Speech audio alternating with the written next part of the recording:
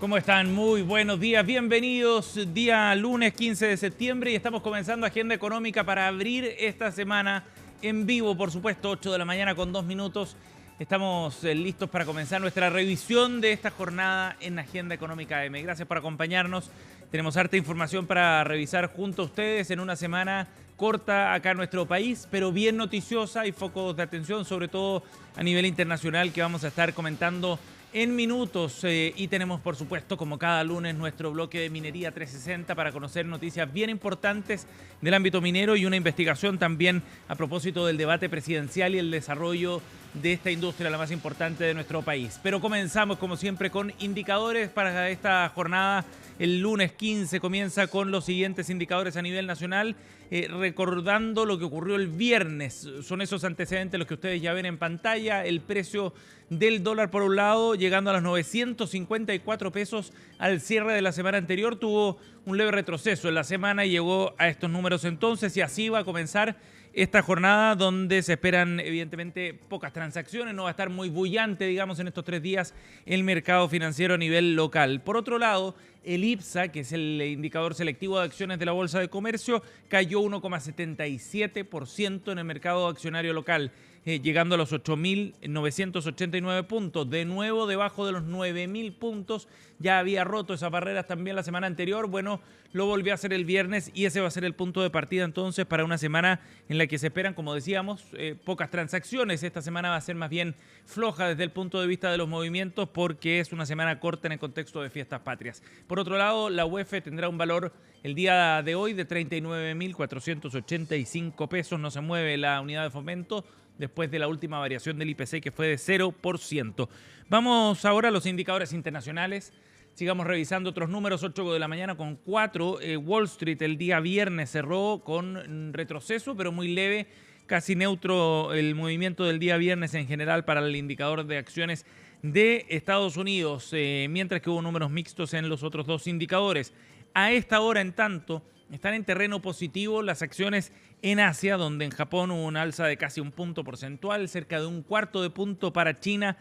Alemania también subiendo 0,37%, España también a la suba, entonces a la espera de lo que va a ocurrir esta semana con las decisiones de algunos bancos centrales, fundamentalmente respecto a la Reserva Federal. De acuerdo a medios internacionales, se espera ampliamente que pueda ejecutar un recorte en las tasas de interés. Todo esto cruzado, como siempre, por un escenario geopolítico y comercial bien importante. Hay novedades sobre eso que se las vamos a contar en minutos. El cobre, por otro lado, subiendo, $4.59 para el metal rojo, y por otra parte el petróleo llegando ya a los $62 por barril. Los titulares es lo que vamos a revisar a continuación, y estos son los indicadores de la mañana aquí en Agenda Económica. Nos vamos entonces a los temas más importantes del día, recogidos desde la prensa especializada a nivel local. Vamos de inmediato a revisar el diario financiero, luego estaremos revisando otros temas también a nivel internacional, pero partimos con el DF, que trae un tema bien interesante a propósito del Chile Day, que se desarrolló el viernes pasado en Madrid. Fue una jornada de una sesión única. Bueno, hubo anuncios de negocio bien interesantes. José Ignacio Escobar es el gerente general de Colbún y adelanta que España y Portugal son dos mercados que están mirando con detenimiento. El ejecutivo afirmaba que buscan oportunidades en la península ibérica. Su ingreso a ese mercado sería a través de un M&A, decía José Ignacio Escobar en esta conversación, para una empresa que está con planes de expansión bien importantes, que está mirando de cerca también oportunidades entonces en el exterior. Recordemos que han hecho un anuncio para que al año 2030 Colbún pueda seguir creciendo con una inversión cercana a los $1.000 millones hacia ese año. En Chile ya se han invertido en más de 1.800 megawatts en los últimos 3 años, y también están con acciones en Perú. Bien fuerte la expansión entonces de la empresa a nivel internacional, y lo destaca así Diario Financiero. Otro de los titulares destaca lo que está ocurriendo también en materia política económica me refiero. El repunte del consumo y la inversión está sostenido por fundamentos débiles. El IPC subyacente sigue lejos del nivel razonable, es lo que dice la economista de Quiñenco, Andrea Tocman, quien adelanta también sobre entonces el riesgo que hay a propósito de cómo ha ido evolucionando el IPC. Y otro de los titulares, entrevista con Guillermo Rolando, experto del equipo de Evelyn Matei. ¿Cómo funcionaría Pie Cero? La propuesta de la candidata de Chile Vamos para que los jóvenes de clase media accedan a la vivienda propia. Lo destaca también Diario Financiero en su portada. Los titulares entonces del DF para el día de hoy a esta hora de la mañana. 8:07, nos vamos ahora a revisar otro de los titulares. Vamos a echar un vistazo a lo que trae Pulso esta mañana, destacando el otro factor del último IPOM que está impactando el empleo según el Banco Central. Bien interesante esta crónica porque pone el foco en otro de los temas que mencionaba este IPOM al momento de analizar el mercado laboral chileno. El boom de la automatización, así lo destaca Pulso. De acuerdo al análisis que hace el Instituto Emisor, al elevarse los costos laborales, las empresas están optando por un mayor uso de herramientas tecnológicas y no consideran probable volver a las dotaciones anteriores. Esto es bien relevante porque el fenómeno de la automatización y de la penetración de tecnología, en particular de la inteligencia artificial, es cada vez más fuerte, va a ser sostenido en el tiempo, ya es irreversible y va a tener también un efecto en el mercado laboral. Interesante el foco que pone Pulso por ese lado entonces con su portada de esta mañana. Y nos vamos ahora al diario El Mercurio para revisar el último titular de los medios nacionales. Vamos a echar un vistazo también a este medio que destaca lo que está ocurriendo en materia de inversión en el ámbito inmobiliario en particular y cómo hay una carpeta de más de 1.500 millones de dólares hacia el año 2029 con 15 proyectos que mueven la grúa de la complicada industria inmobiliaria. Así lo destaca el diario El Mercurio. Hay proyectos fundamentalmente en la región metropolitana, el conjuntos inmobiliarios importantes que tienen fuerza suficiente como para mover este sector. Se trata fundamentalmente de obras residenciales, otros desarrollos de comercio y oficinas, pero representan el 23% de los más de 6.700 millones de dólares que están estimados para este quinquenio, de acuerdo a un informe de la Corporación de Bienes de Capital que destaca El Mercurio. Y nos vamos ahora al medio internacional que queríamos revisar junto a ustedes también y que tiene que ver con una noticia que refuerza el gallito entre Estados Unidos y China. CNN, en nuestro sitio internacional, cnn.com, destaca cómo China ha detectado que Nvidia, la empresa tecnológica norteamericana más relevante de los últimos años en materia tecnológica, ha violado la ley antimonopolios. Y esto va a traer consecuencias bien relevantes, como decíamos, en este gallito en el que se encuentran ambas naciones en medio de una suerte de guerra comercial. China va a llevar adelante una investigación en contra de Nvidia después de que pruebas preliminares, dice esta crónica, encontrara que el fabricante norteamericano de chips ha violado la ley antimonopolio, de acuerdo a lo que dijo el regulador de mercado chino este lunes. Recordemos que Nvidia fabrica procesadores que son los que le dan fuerza y permiten el desarrollo de la inteligencia artificial y es un área crucial para la seguridad nacional de ambos países. Así lo han definido tanto China como Estados Unidos. Por lo tanto, está en el corazón de la disputa que están llevando adelante ambas potencias. Tema que destaca a esta hora cnn.com en su sitio web. Son las 8 de la mañana con 10 minutos los titulares de esta jornada.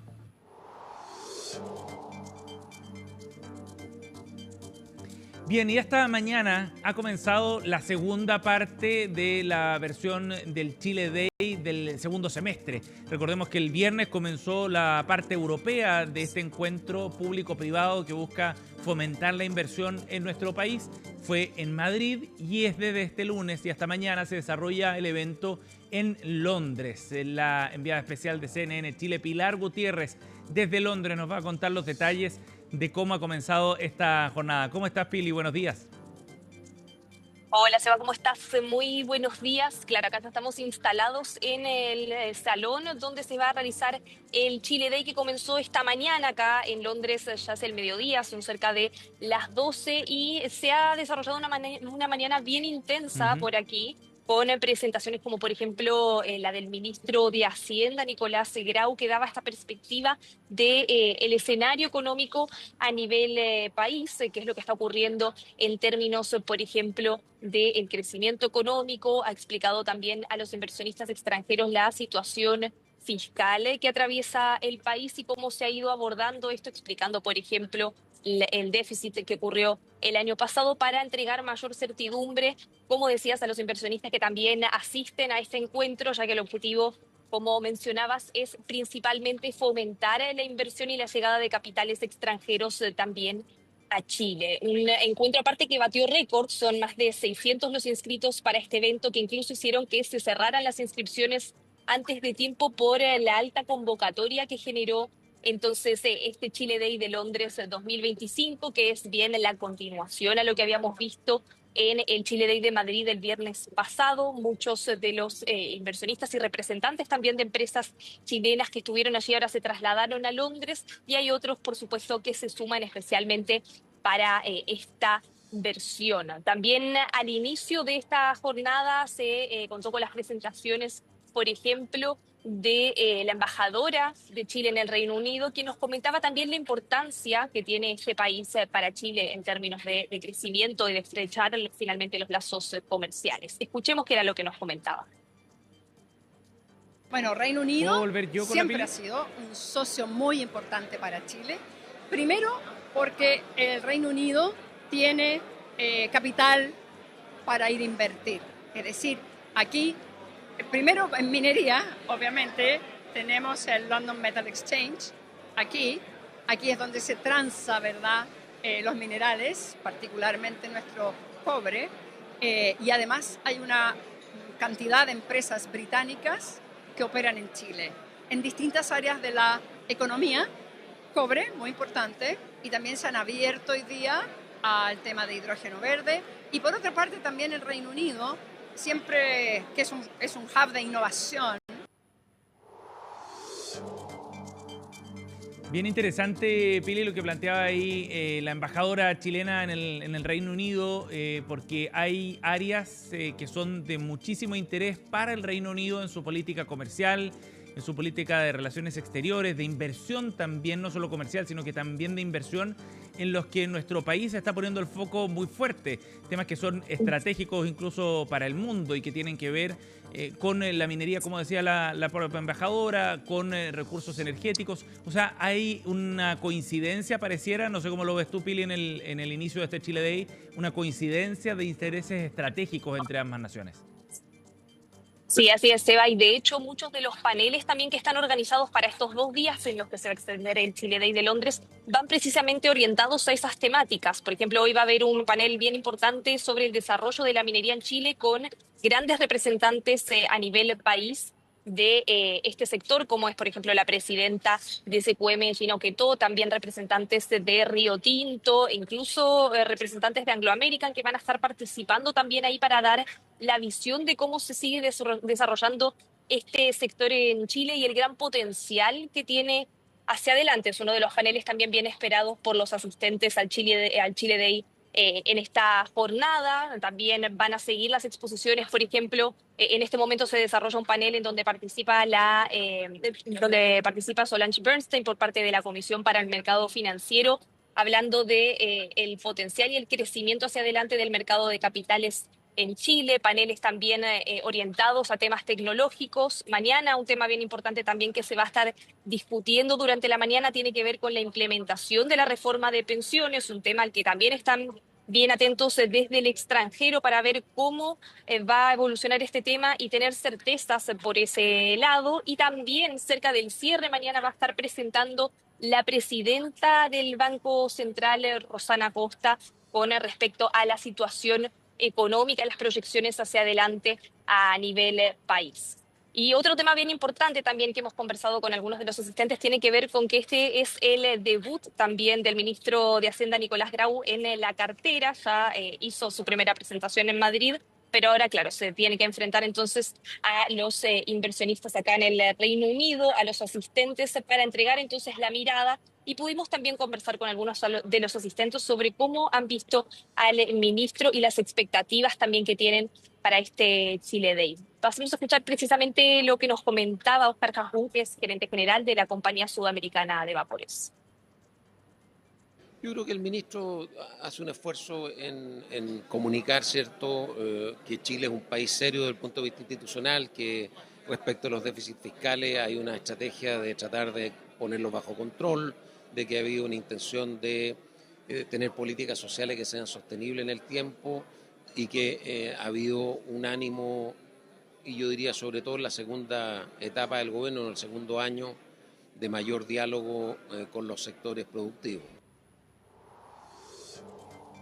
Buenas en las intervenciones entonces que se producen en el Chile Day, siempre se genera un ámbito de análisis y de mirada crítica respecto a lo que está ocurriendo a nivel local, y bien interesante en ese sentido también lo que ha planteado el ministro Nicolás Grau. Seguro va a ir generando noticia también durante el día de hoy respecto a su diagnóstico sobre cómo están las cosas en términos de el problema de gasto que tiene nuestro país, ¿no? El problema fiscal, y asegura Nicolás Grau que ese problema comenzó hacia el año 2012, en una mirada más crítica sobre cómo se ha manejado este tema, no en el corto plazo, sino más bien en el largo plazo, que puede generar comentarios a nivel local luego, Pili, porque se marca, por supuesto, la discusión presupuestaria que viene en un par de meses acá en Chile.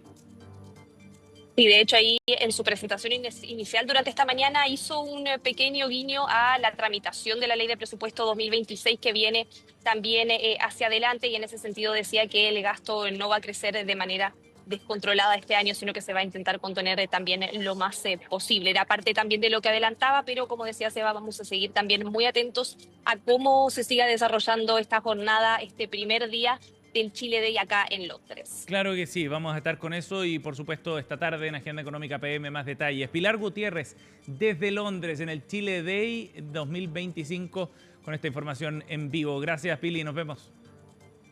Que estén muy bien. Chao, buen día. 8:18, con esta información nos vamos a la pausa. Al regreso volvemos con nuestro bloque Minería 360 de cada lunes aquí en Agenda Económica.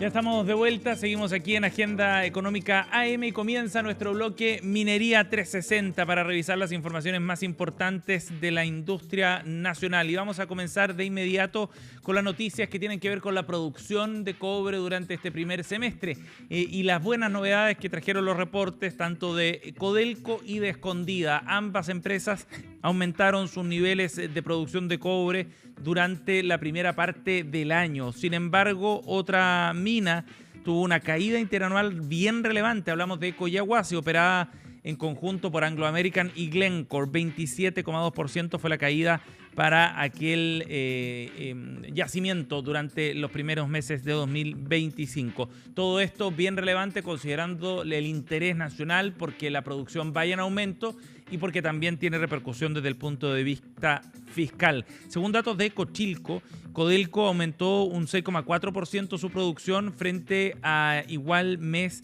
de 2024, de acuerdo al reporte hasta julio, al totalizar más de 118.000 toneladas. De este modo se sumó una producción de 807.000 toneladas y un aumento de 9,2%. Codelco, por otra parte, tuvo un aumento de 7,8% durante los primeros 7 meses del año en el acumulado, mientras que Collahuasi, como les contábamos, tuvo una caída de 27,2%. Datos, como decíamos, bien relevantes para el objetivo de recuperar la producción de nuestro país en materia de producción de cobre a nivel global.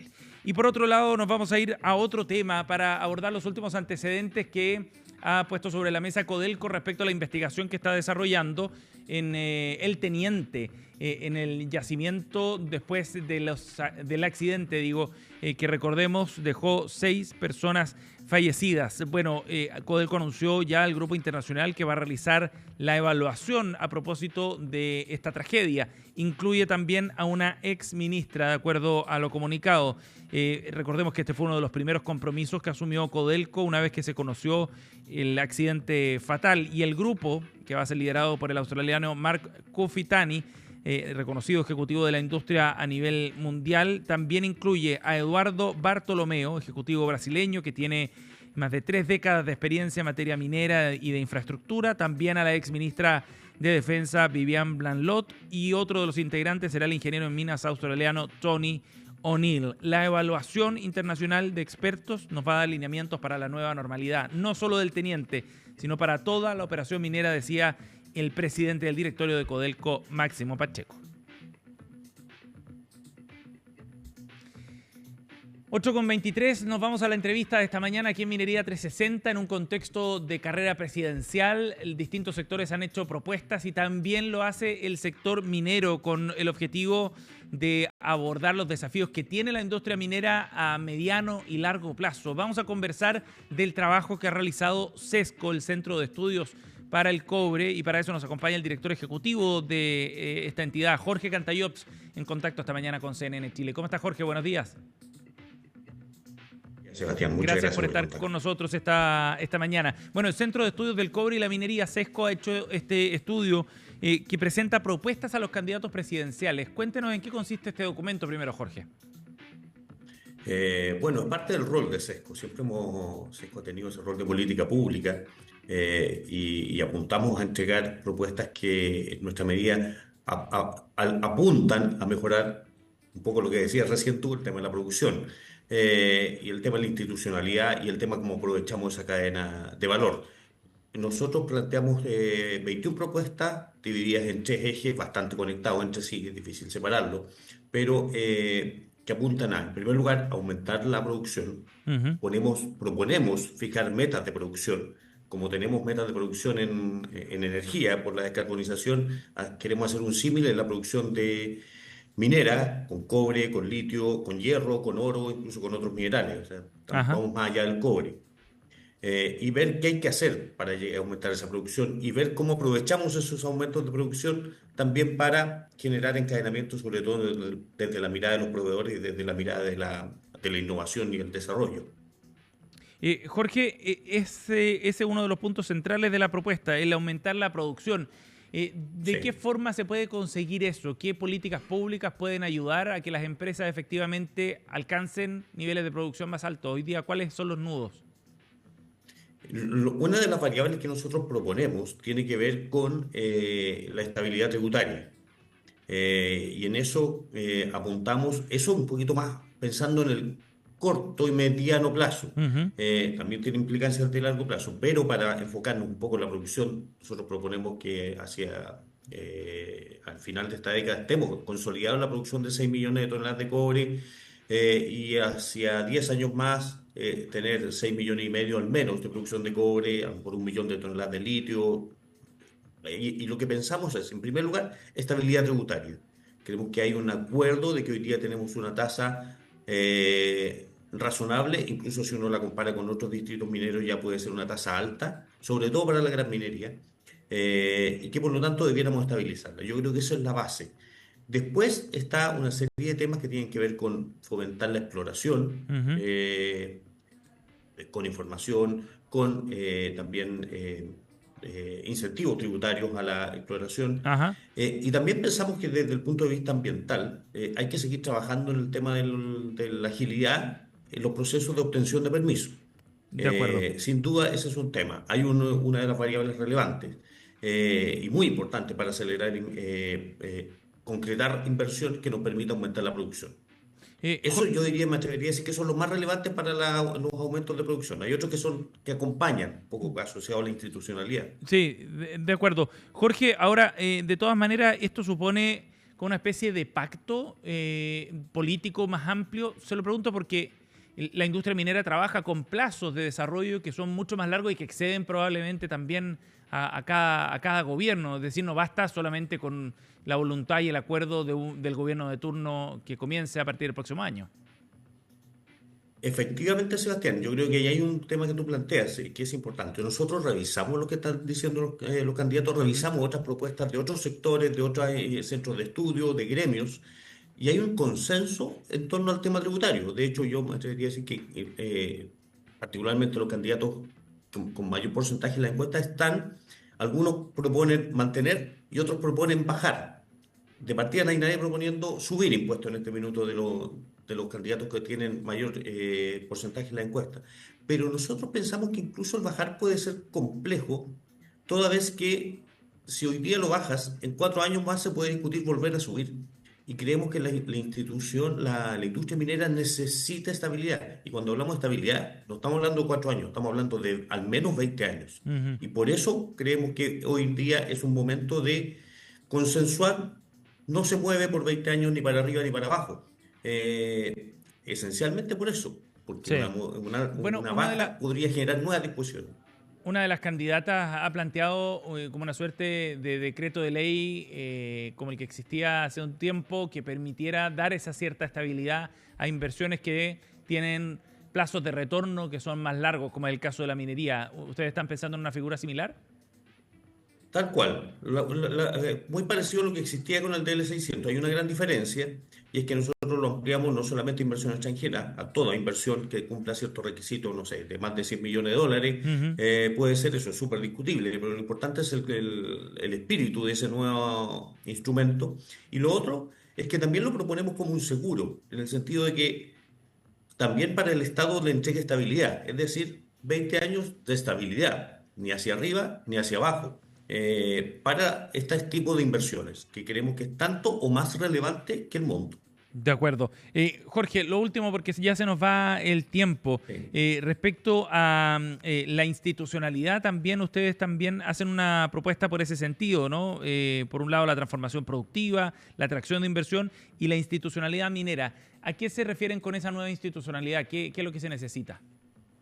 Y esto es bien importante, la institucionalidad, Chile tiene una institucionalidad minera en general bastante sólida y que en muchos países, incluso de la región y en otros lados, la miran con cierto interés Ujú. y la han ido copiando. Eso significa que esa ventaja que teníamos la hemos ido perdiendo y por lo tanto tenemos que pensar en una institucionalidad minera pensando en el futuro, aislada de los ciclos políticos. Obviamente un ministro de Minería es un actor político, Sí. pero su institucionalidad, Cochilco, Senagiomin, Codelco, Enami, debieran estar absolutamente o lo más posible aislada de los ciclos políticos. Y eso creemos que es el salto que se podría venir en Bien. términos de calidad de nuestra institucionalidad.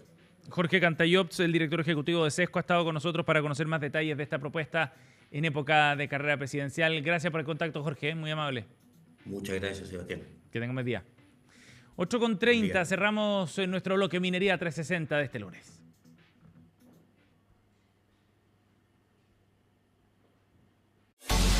Minería 360 en Agenda Económica.